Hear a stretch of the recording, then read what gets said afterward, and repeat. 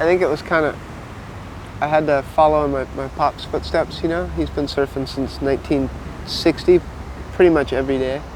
And like his thing is he worked a lot, so when he got home, we had to either go to the beach with him or stay behind. My brother started before I did. He started at like 5. And my brother and I grew up looking up to the guys that drove beat up cars and rode like really old surfboards and had crappy wetsuits, no cord, you know? Like really individual compared to everybody else, so. Do you have like an overall, I mean it sounds corny, but like an overall philosophy to the way that you... Less is more, you know what I mean? It's especially the same thing with when you surf, you know? Sometimes if you do less when you ride, it kind of looks better than trying to cram a bunch of stuff in, you know?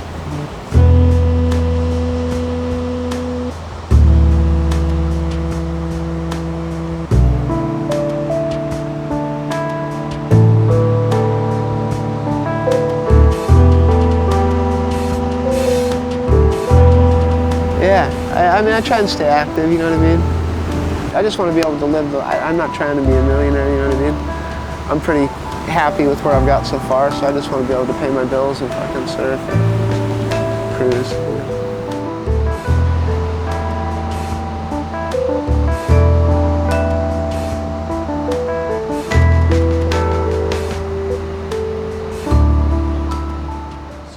Mind if I turn this light on? Is it gonna... No, go ahead.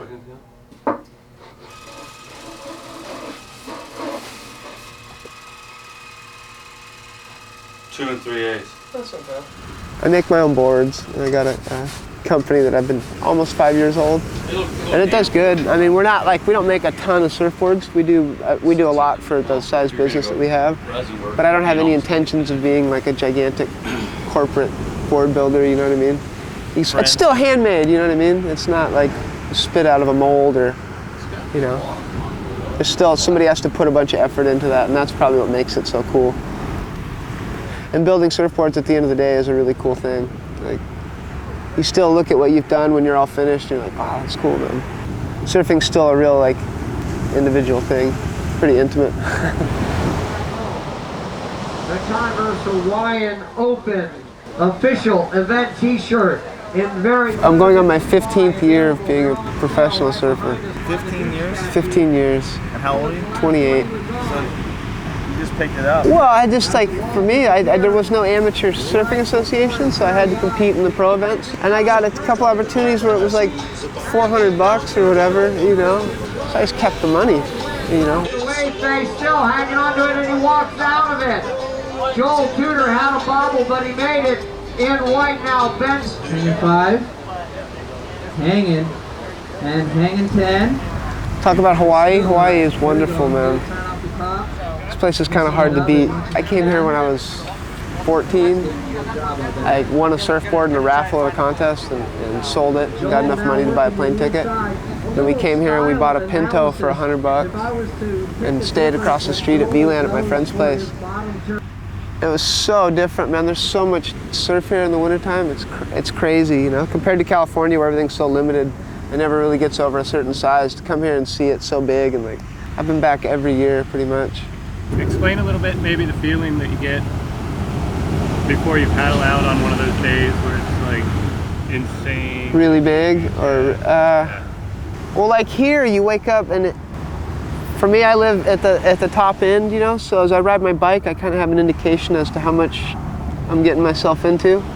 Usually I'll get a look out here, and if it's breaking way outside, it's kind of like, ooh, I'm gonna need a big board today, you know, and then you start riding down, you get the sunset, you get a glimpse of that, and then it's like you can see which way the swell's coming, which direction.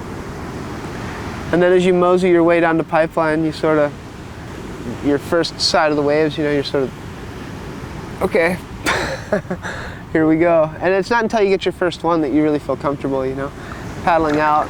You usually feel better at getting in the water and seeing it from the water than you do from the beach, because the beach looks way heavier than when you're actually like out there. And then after your first wave, you sort of fall in a groove, you know, unless you have a first wave nightmare and you pack on your first one, which happens a lot. You're swimming all the way. Yeah, you're swimming in, you just got blown apart, and like you gotta like regroup. Right.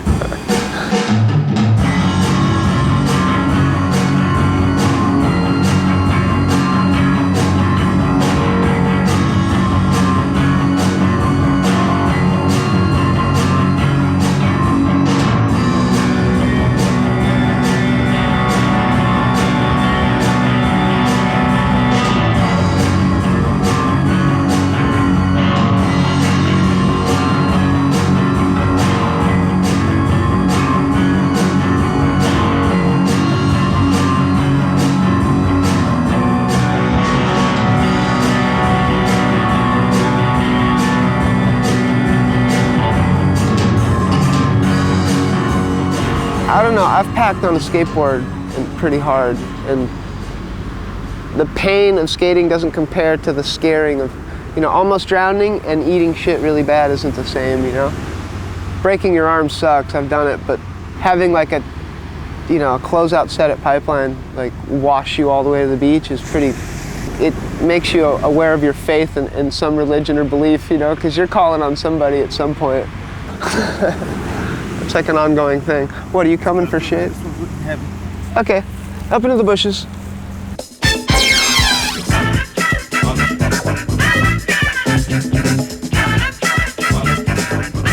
I think out of every strife, there's always something born. It's like the rose that grew out of concrete type philosophy, where the less you have, the more creative you are. So you got all these ghetto kids coming up with these new art forms because their parents couldn't afford to take them to karate class or gymnastics.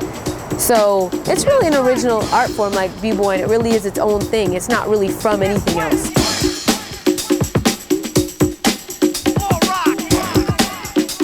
I got passed down the flag. I'm not an OG, but and I got to learn from the right people, and I got to learn about it from a cultural perspective. So the way I'm transferring that knowledge is the same. So I feel like each one teach one. We keep passing on the flag because this is something that we want to pass down because we want everybody to know the real deal.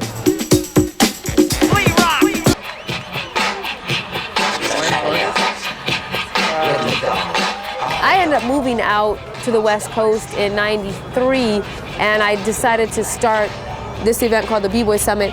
What really motivated it was I did it because I was dancing. I did it for my fellow B-boys and B-girls. We basically just kind of meshed our heads and said, Joe, we need something for us by us. We need our own event. We need to bring our pioneers and the people we respect out so we can politic, that we can lay down some foundation and grow with this thing, because just because some people say that this is played out, you know what I mean, we know it's a culture. A culture can never be played out. So we started the event small, but it just grew and it grew and it grew till everybody was coming.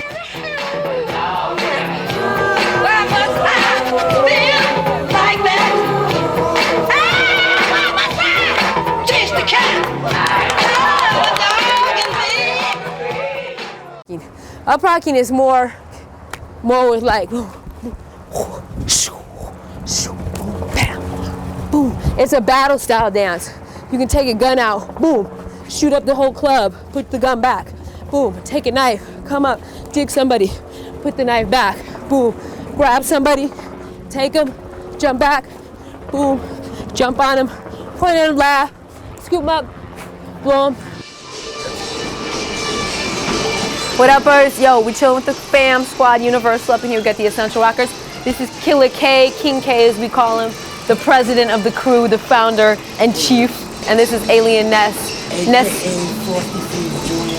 And also Ness Essential is his name on Asiatic. This is where we get busy.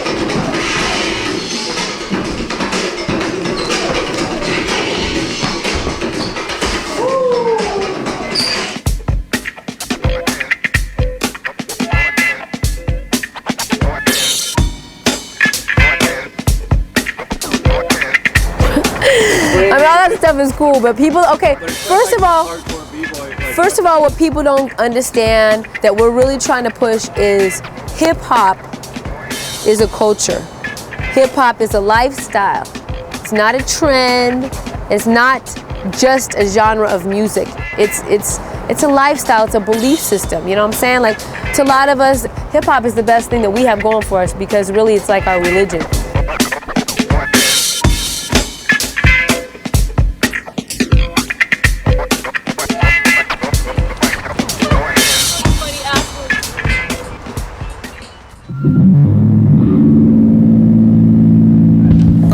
Travis Rice. We are in Jackson Hole, Wyoming, and I'm a snowboarder. Been doing it for, I don't know, 10, 11 years. How old were you when you started getting out, riding stuff? I was a really youngin' when I started skiing. I think my mom got me out when I was like 2 years old, and like I was saying, Dad's a ski patroller, and so I got to go out quite a bit. Do you remember? What's your earliest memories? Earliest memory? I don't know, it's like, my earliest memories are just little tree runs at the base of the mountain, you know, just snow plowing. And then after snowboarding took hold, I think I opted to go with snowboarding just because it was definitely less organized and there was less rules, and, you know, it was such like a new sport anyway, everything was open, you know. Describe sort of the look of when you're driving out there towards the airport, man. Jackson Hole, it's a pretty unique place as far as like terrain here, because the way it kind of does the Teton Range and then the Grovon Range, two mountain ranges, and in between it's pretty much straight up from the valley floor up to these mountains, and in between it's just a filled-in flat plateau. It's hence named Jackson Hole. It's pretty unique as far as mountains because there's not foothills before the mountains, where most ski areas you go to, it's kind of, you got to drive up through mountain passes, up over foothills till you get up to the resort, where here it's just straight flat to bam, up 4,000 feet. And, you know, I've grew up here, so I knew it was pretty good, but it wasn't until I got to travel everywhere and shred everywhere until I realized how like unique the stone was. Out to like that ridge line up there, just the closer one.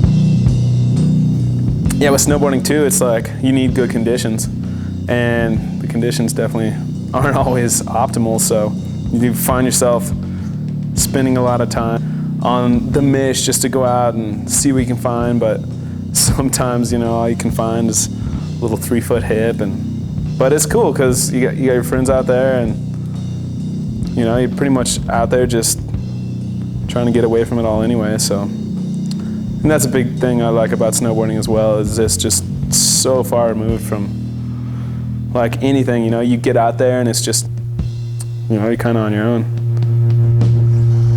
Got a little weather coming in, but a little bit of weather. Well, it's pretty much summertime and we're milking it extremely hard. Trying to make chicken salad out of chicken shit here. Yeah. And my compatriot here, Richard, is building us a little tip because he's motivated.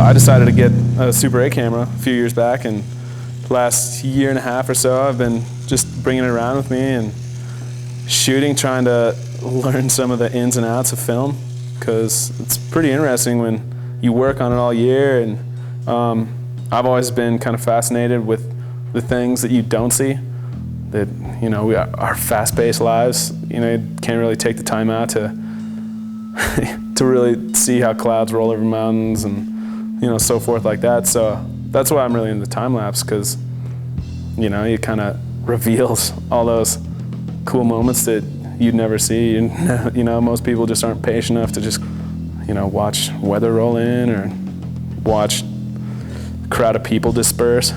So I think that's why I'm really into time lapse.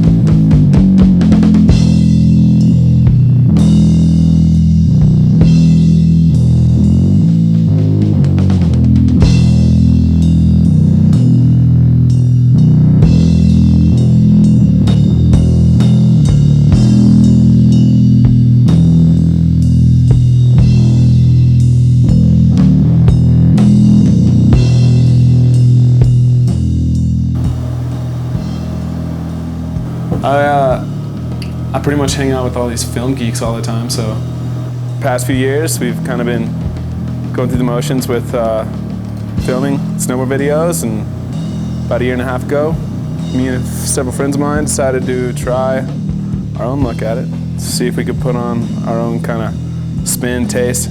So I built like a little editing studio in there, and it's a little bit more friendly to the budget when we can just edit right here at home.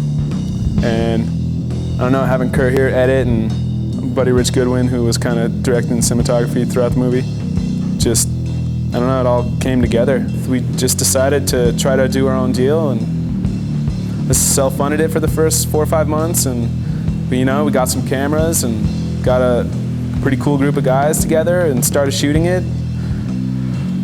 Our idea basically was just to, you know, travel throughout the world and hopefully bump into these people along the way that we knew and we had, you know, had good contacts with, and go explore.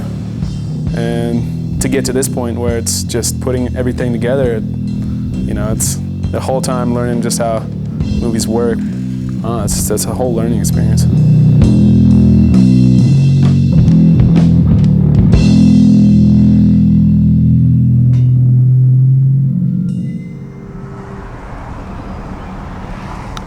Yeah, when I first started riding, I think I saw the movie Rad, and it was like, it looked so fun. You know, this guy like he had a paper route, and he was like jumping over fences and like, you know, like doing 360s. And I was like, man, that looks awesome. I want to be able to ride to school and like do tricks.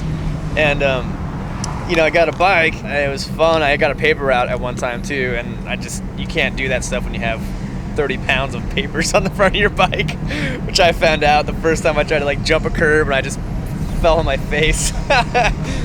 But yeah, you know, it did, like, I mean, when I was growing up, it was definitely a big part of my life, and it did become my lifestyle. And I mean, it's something I love, you know, it's a passion. And I think that for me to not be a part of it, it'd be me losing a piece of myself, you know what I mean?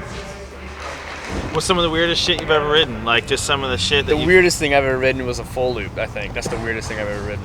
It was like a Hot Wheel loop. It was made for a skateboarder to do a loop on. And a friend of mine called me up and was like, "We're going to a full loop, man." You know, and I went up there, and it was like, it looked like, seriously, like a Hot Wheels Crash and Bash and playset full loop. And man, I couldn't pass that up. But it's just, you look it up, you're like, whoa, man, like, okay, what have I gotten myself into? You know. But then again, you think, like, when am I ever gonna have the chance to ever try this ever again, you know?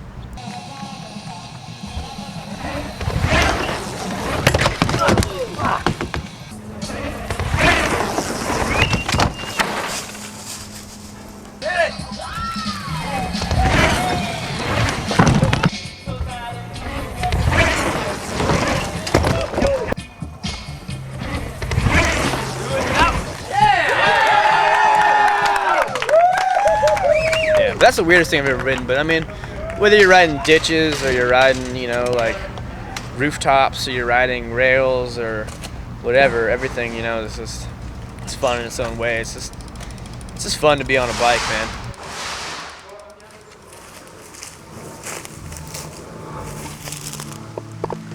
So where are we going right now? What are we going to check out? My friends told me about this ditch they like to skate called the Bronson Canyon Ditch. It's 500 yards past the Bat Cave, and I've never been there, so I'm always excited to go check out new spots. Even if, you know, it might be lame, but it'll be fun getting there. The adventure finding it. It's always exciting trying to find a new spot, whether it's rideable or not. So, Did some skaters or BMXers tell you about it? I had skateboarders tell me about it. And I also think, oh, well, that's one bike guy told me about it too. Just said it's a fun little place just to mess around, so we'll see how it is. Got to go for a little hike out in the Griffith Park. Follow the river past the Bat Cave. See what it's like. Get you out of your neighborhood. Yeah, man. A little less urban development, so it'll be fun to see some green. Some green for once. Some trees. Nice.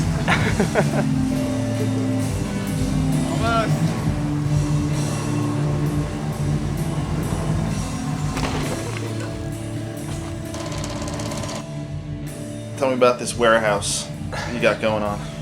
We got a space downtown Los Angeles called 1269, where we've been trying to incorporate art and music and riding and skating all under one roof. Kind of a place that we all skate and ride, and it's just stuff that we're all into, and I think influences each other. It's all kind of a creative outlet for different people, and so I wanted to bring a place into Los Angeles that was kind of like that, where it brought in different kinds of creativity, you know, from skating and riding and bikes and music. So when we have friends that do art, we'll put together an art show for them. We'll have an opening. You know, it'll be a free event for everyone to come out and experience the art and have a good time. When we go out, if you're a skater or a biker, for sure, when you go outside, the world is a whole different place. I mean, when I go on the road and I'm traveling around and I'm looking at these buildings and I'm looking for spots, you know, like I see like rails and gaps and I see like all this stuff and I'm like, you know, whoa, what if we came here and like went off this bank and wall righted that into this? And I think it's a cool thing with like, it's the same thing like when I hang out with my friends who are skaters, we all go out. It's like we're looking at the same stuff, you know?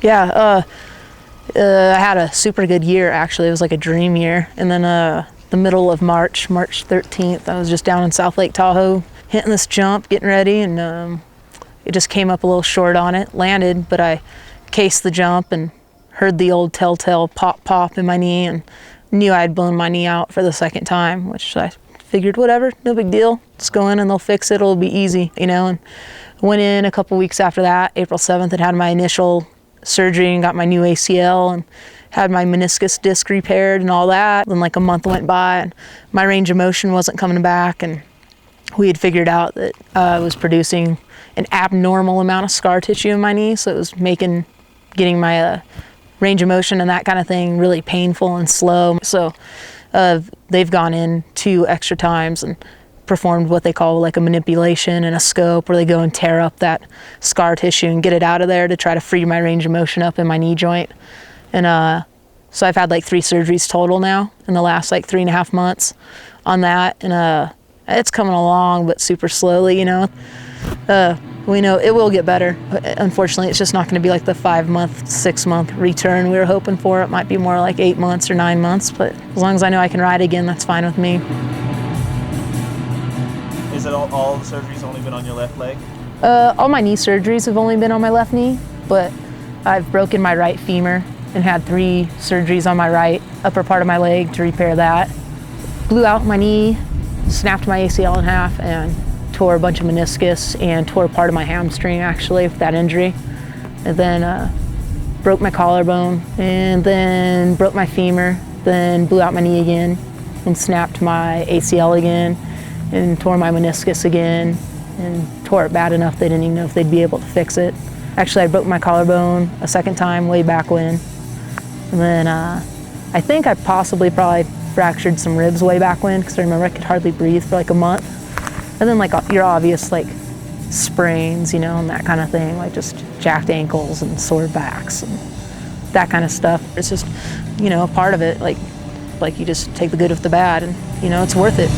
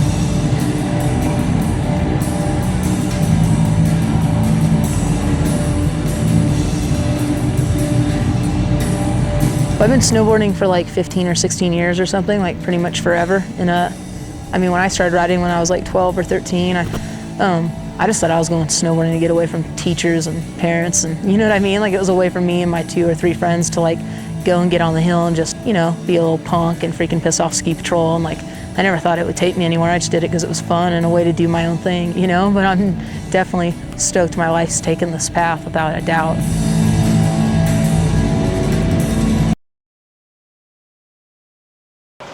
And that's what skate rock is all about. We don't give a fuck about our fingers or face or anything.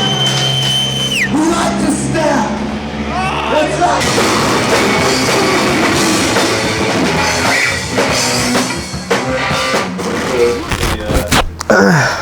All right.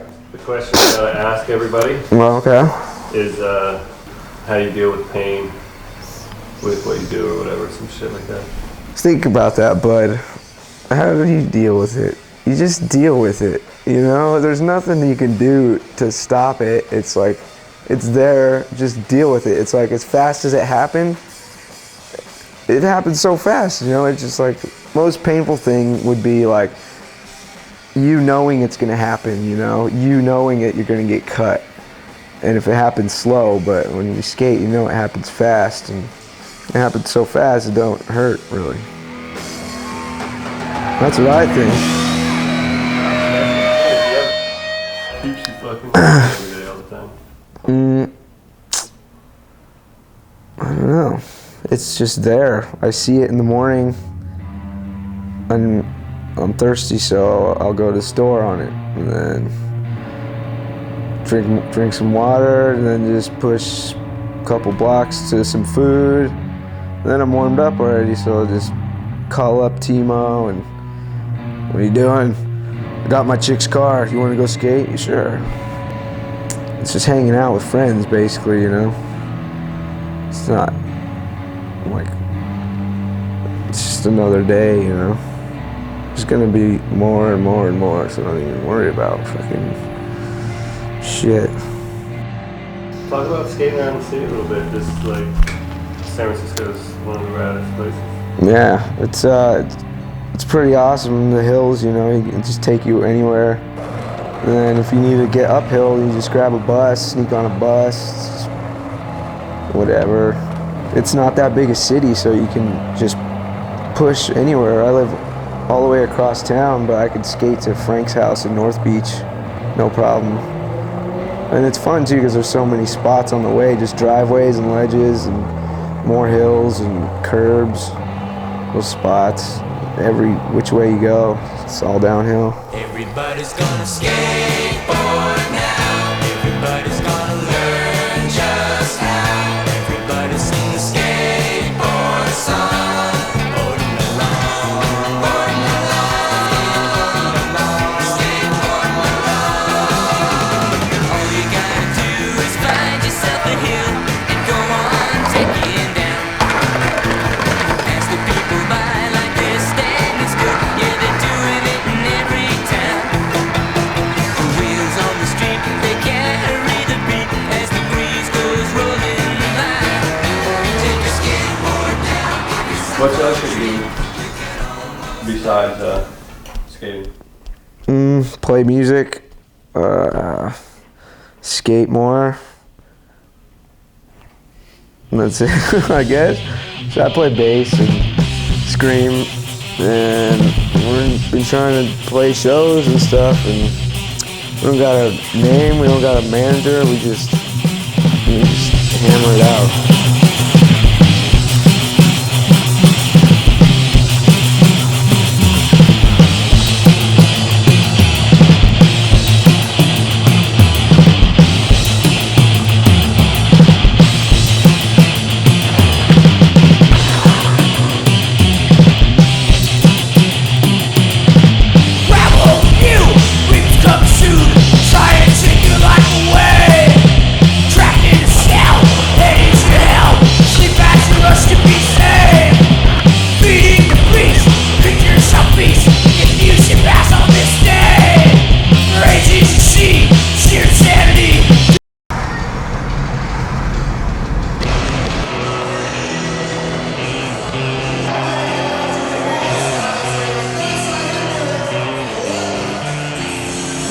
That's another thing, is people are so worried about tricks these days or whatever. Learn how to ride. Just ride first. And then tricks are stupid. You don't need to do tricks. Just fucking ride the thing.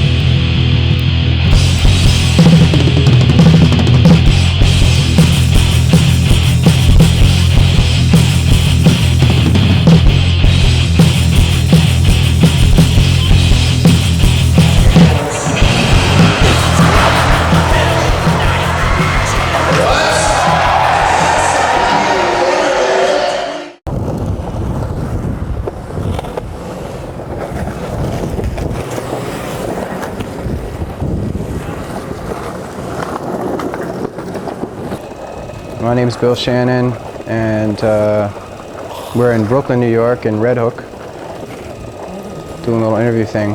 If someone came up and asked you, you know, what's your trip, what's your art, what's your... How do I describe myself? I mean, basically, really, I'm an artist, and my work is based on ideas or concepts, and sort of the way I find solutions to problems. Okay.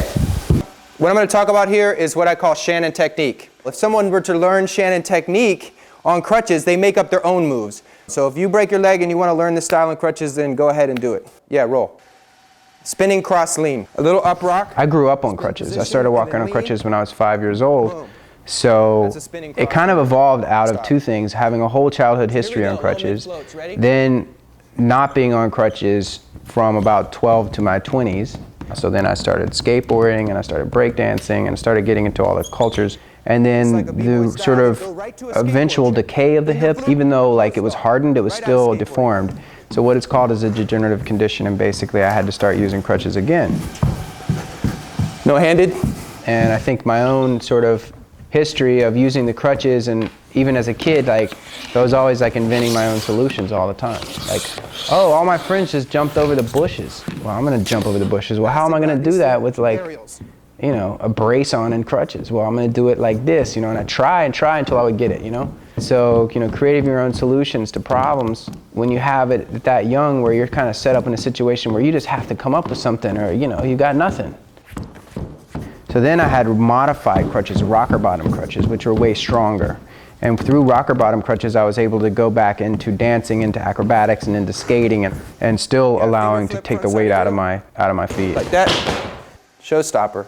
Showstopper is when the crutch is no longer a part of your form, and therefore the aspect of the connectedness between the crutch and your body is lost, and I call that a showstopper.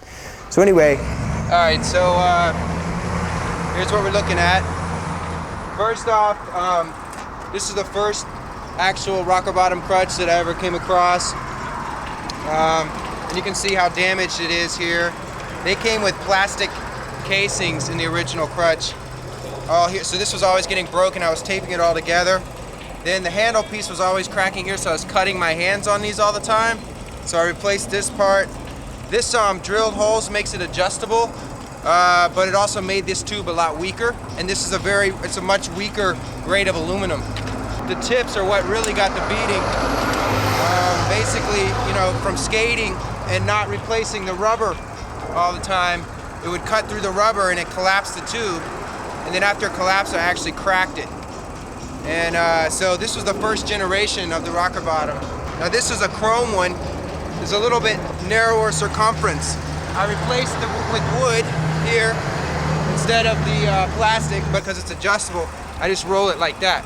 These are high pressure fuel hose. It's like it's actually an automotive part. This crutch was a prototype I worked on. It's a shock absorbing crutch. This is like tire, and they're literally bolted in. This is the center. You know, all that weight goes into that and causes the crutch to flex. Now this pair is the latest pair that I currently use. This is like a maple, and it's pretty strong stuff.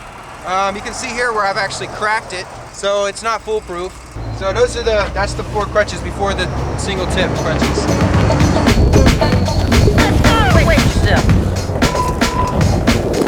Okay, one of the things that's important about understanding my form of skating is it's really, I consider it a musical form of skateboarding, and it's not really about tricks as much as it is about travel and distance and flowing and staying on beat and staying to the music. So part of this is about, you know, the headphones. It's really about the music, and that's what the form is.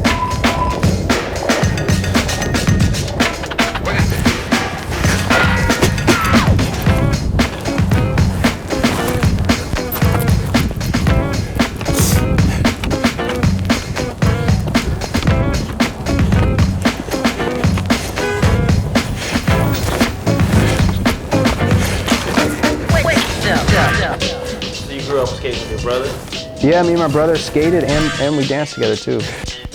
We took my mom's hospital uniform, stood outside the record store and waited for a good song to come on, and we would dance. We were like a crew. We did drawings on our hospital uniform, you know, like fresh and stuff, and like, you know, I was Boy Boogie, you know, it's just like, you know, that was who we were, you know. It's like 1984, and that's when we started, and then we got our boards right around then too.